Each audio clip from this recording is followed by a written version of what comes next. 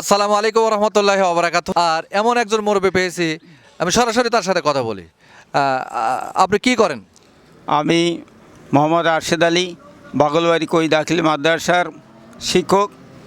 মাদ্রাসায় পড়াশোনা করাই এবং উন্নত মানের পড়াশোনা নুরানি সহ সকল ধর্মীয় শিক্ষা শিক্ষিত হয় ওখান থেকে, এবং বিভিন্ন আরবি, বাংলা, ইংরেজি, ভোকেশনাল শাখায় সেখানে লেখাপড়া হয়।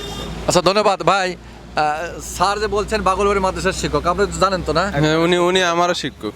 আপনার শিক্ষক, ধন্যবাদ। আপনারও শিক্ষক। আলহামদুলিল্লাহ, ঠিক আছে। বাজান তুমি চিনো তো? হ্যাঁ। আচ্ছা, ধন্যবাদ। আমরা সরাসরি একটা প্রশ্ন ওঠান, আমার সাথে রেখে দিই। ভাই এটা ধর, আপনাদের খাটাই প্রশ্ন উঠাইছেন আপনি, জাহান নামে সবচেয়ে হালকা আযাব কার হবে? জাহান্নামে সবচাইতে হালকা আযাব হলো পায়ের গিরা পর্যন্ত আগুনের জুতা পরায় দেওয়া হবে। সেটা কাকে দেওয়া হবে? যারা অপরাধী তাদের জাহান্নামে আল্লাহর কথা মানে না, আল্লাহর কথা শোনে না, এদেরকেই দেওয়া হবে।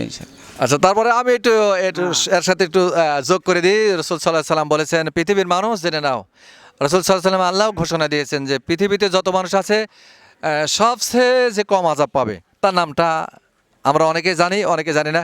আমি তার নামটা বলে দিচ্ছি। প্রশ্ন, জাহান্নামের সবচেয়ে হালকা আযাব হবে কার? তার নাম হবে আবু তালেব।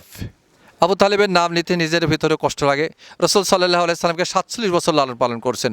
সে আবু তালেবের পায়ে একজোড়া জুতো পরানো হবে, সেই হবে সবচেয়ে কম আযাব প্রাপ্ত ব্যক্তি। তার নাম হবে আবু তালেব, রসুলের আপন চাচা।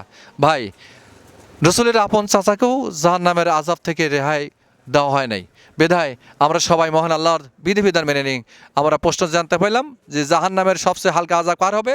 আবু তালেবের। সবাইকে ধন্যবাদ জানাচ্ছি যে একটু বিস্তারিত জানা হলো।